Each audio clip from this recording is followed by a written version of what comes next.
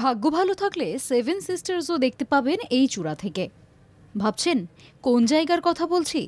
এটা হলো সান্দাকফু, দার্জিলিংয়ের সিঙ্গালীলা জাতীয় উদ্যানের ধারে পশ্চিমবঙ্গ নেপাল সীমান্তে সিঙ্গালীলা পর্বতের উঁচু বিন্দু সান্দাকফু। এভারেস্ট, কাঞ্চনজঙ্ঘা, লোৎসে, মাকালু এই 4টি উঁচু চূড়া দেখা যায় সান্দাকফু থেকে। যারা ট্রেক করতে ভালোবাসেন তাদের কাছে সান্দাকফু সেরা জায়গা। গাড়ি করেও যেতে পারবেন, তবে পাহাড়ের বুকে হাঁটার মধ্যে প্রকৃতির শান্ত স্নিগ্ধ যে পরিবেশ আপনাকে ধরা দেবে তা গাড়ি করে গেলে কখনোই অনুভব করতে পারবেন না।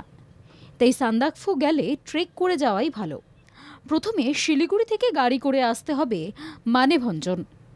এর পরের রাস্তা থেকেই আপনাকে ট্রেক করে উপরে উঠতে হবে। উপরে ওঠার সময় আপনি দেখতে পাবেন চারদিকের সবুজে ঘেরা পাইন বন, অর্কিডের অরণ্য আর মাঝ দিয়ে বরফের চাদর বিছানো ট্রেকের রাস্তা।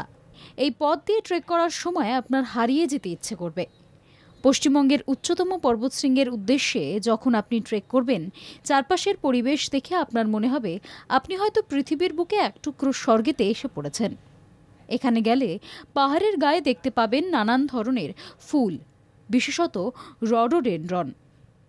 দূর থেকে দেখে মনে হবে যেন গোলাপি রঙের একটি পাহাড়ি উপত্যকা।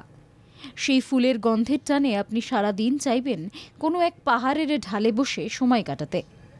শুধু তাই নয়, উঁচু পাহাড়ের ঢাল বেয়ে ওঠার সময় সঙ্গীর হাত ধরে উঠবেন।